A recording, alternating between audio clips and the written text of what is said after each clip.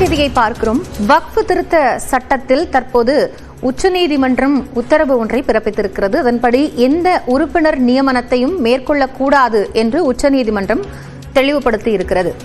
வக்ஃப் திருத்த சட்டப்படி நடவடிக்கை எடுக்கக்கூடாது என்று அந்த திருத்தத்திற்கு இடைக்கால உத்தரவை உச்சநீதிமன்றம் பிறப்பித்திருக்கிறது. அதன்படி எந்த உறுப்பினர் நியமனத்தையும் தற்போதைக்கு மேற்கொள்ளக்கூடாது என்று உச்சநீதிமன்றம் தெளிவுபடுத்தி இருக்கிறது. வக்ஃப் சட்ட திருத்தம் தொடர்பான மனு மீதான விசாரணை என்பது உச்சநீதிமன்றத்தில் நடைபெற்று வரக்கூடிய நிலையில் இன்று இறுதி உத்தரவு பிறப்பிக்கப்படும் என்று எதிர்பார்க்கப்பட்டிருந்தது. அந்த அடிப்படையில் தற்போது ஏற்கனவே பிறப்பிக்கப்பட்ட அந்த சட்ட திருத்தத்திற்கு இடைக்கால தடை விதித்து உத்தரவு பிறப்பித்திருக்கிறது. இது குறித்த கூடுதல் விவரங்களை செய்தியாளர் சுசித்ராவிடம் கேட்கலாம். சுசித்ரா, இப்போ உச்சநீதிமன்றம் என்னென்ன விஷயங்கள் எல்லாம் குறிப்பிட்டிருக்கு?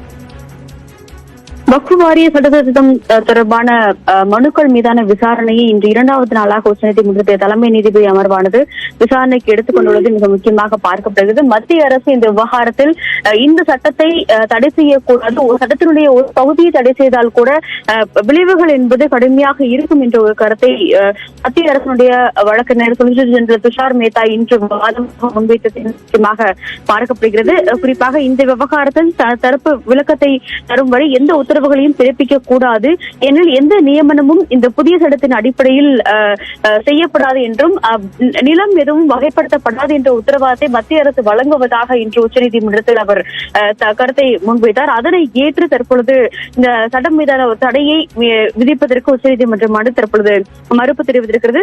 மிக முக்கியமாக இந்த விவகாரத்தின் அடிப்படையில் புதிய சட்டப்படி எந்த ஒரு நியமனமும் இருக்கக்கூடாது எனவும், ஏற்கனவே வக்ஃப் வாரியம் என பதிவு செய்யப்பட்ட வக்ஃப் என அறிவிக்கப்பட்ட சொத்துக்கள் மீது எந்த நடவடிக்கையும் எடுக்கக்கூடாது என்றும், புதிய சட்டப்படி நில வகைப்படுத்தலும் இருக்கக்கூடாது என்ற ஒரு உத்தரவையும் தற்பொழுது நீதிபதிகள் தெரிவித்திருக்கிறார்கள். அடுத்த அதாவது ஒரு வார காலத்திற்கு பிறகு இந்த மனுக்கள் என்பது மீண்டும் விசாரிக்கப்படும் என்ற ஒரு கருத்தையும் நீதிபதிகள் தெரிவித்திருக்கிறார்கள். அதே சமயம் குறிப்பாக 5 ரிட் மனுக்களை மட்டுமே உச்சநீதிமன்றம் என்பது விசாரிக்கும் என்ற ஒரு கருத்தையும் தற்பொழுது உச்சநீதிமன்றத்தினுடைய தலைமை நீதிபதி சஞ்சீவ் கன்னா திட்டவட்டமாகவே அறிவித்துள்ளார். மற்ற மனுக்கள் முடித்து வைத்ததாக கருதப்படும் எனவும், தேவைப்பட்டால் கூடுதல் அப்ளிகேஷனாக மட்டுமே கருத்துக்கள் ஏற்கப்படும் என்ற ஒரு கருத்தையும் அவர் திட்டவட்டமாக கூறியுள்ளது மிக முக்கியமாக பார்க்கப்படுகிறது. அது எந்தெந்த 5 மனுக்கள் என்பதை தேர்வு செய்து கூறுவோம் என்ற ஒரு கருத்தையும் தற்பொழுது தலைமை நீதிபதி தலைமையிலான 3 நீதிபதிகள் அமர்வானது தற்பொழுது உத்தரவாக பிறப்பித்துள்ளது.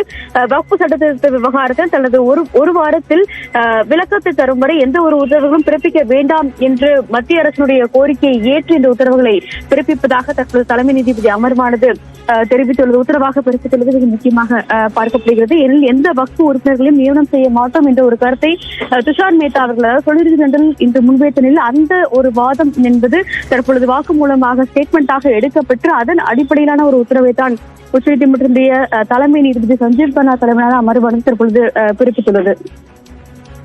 சுசித்ரா, இப்போ இந்த இடைக்கால உத்தரவு அப்படிங்கிறது என்ன மாதிரியான தாக்கத்தை ஏற்படுத்தும்? இதற்கு தற்போது மத்திய அரசு தரப்பிலிருந்து பதில் மனு தாக்கல் செய்யப்படுமா? நிச்சயமாக, அதாவது ஒரு வார காலத்திற்குள் இந்த விவகாரம் தொடர்பான அந்த எழுத்துப்பூர்வ விளக்கத்தை மத்திய அரசினுடைய வழக்கறிஞரான சொலிசிட்டர் ஜெனரல் துஷார் மேத்தா உச்சநீதிமன்றத்தில் தாக்கல் செய்துள்ளார். மிக முக்கியமாக 5 நாட்களுக்குள் எந்தெந்த 5 மனுக்கள் என்பது இந்த வக்ஃப் விவகாரத்தில் விசாரிக்கப்பட உள்ளதாகவும், அந்த மனுக்கள் மீதான ஒரு விசாரணையை ஏற்று அதன் மீதான ஒரு பதிலையும் தற்பொழுது வழங்குவதற்கான ஒரு தயார் நிலையில் மத்திய அரசு உள்ளது. எனவே அவகாசம் வழங்க வேண்டும் என்ற ஒரு கோரிக்கையை தான் சொலிசிட்டர் ஜெனரல் துஷார் மேத்தா தற்பொழுது கேட்டுள்ளது மிக முக்கியமாக பார்க்கப்படுகிறது. அந்த ஒரு கோரிக்கையை ஏற்று அதன் அடிப்படையில் தற்பொழுது இந்த உத்தரவானது பிறப்பிக்கப்பட்டுள்ளது. மத்திய அரசை பொறுத்த அளவில் பல்வேறு ஆவணங்கள், அதாவது நாடாளுமன்றத்தினுடைய நிலைக்குழுவாக இருக்கட்டும், அது மட்டுமல்லாமல் அதற்கு பின்னர் கேட்கப்பட்ட கருத்துக்களாக இருக்கட்டும் என பல லட்சக்கணக்கான கருத்துக்கள் என்பது இந்த வக்ஃப் சட்டத்திற்கு மீது வாங்கப்பட்டது. அந்த கருத்துக்களையும் ஆவணங்களையும் உச்சநீதிமன்றமானது சரிபார்த்து அதனை ஆய்வு செய்த பின்னரே உத்தரவுகளை பிறப்பிக்க வேண்டும் என்ற ஒரு கருத்தை தற்பொழுது இன்று வாதிட்ட மத்திய அரசு வழக்கறிஞர் முன்வைத்ததை அடுத்து அதனை ஏற்றுதான் தற்பொழுது இந்த ஒரு அவகாசத்தை உச்சநீதிமன்றமானது வழங்கியுள்ளது. நன்றி சுசித்ரா, விவரங்களை வழங்கியமைக்காக.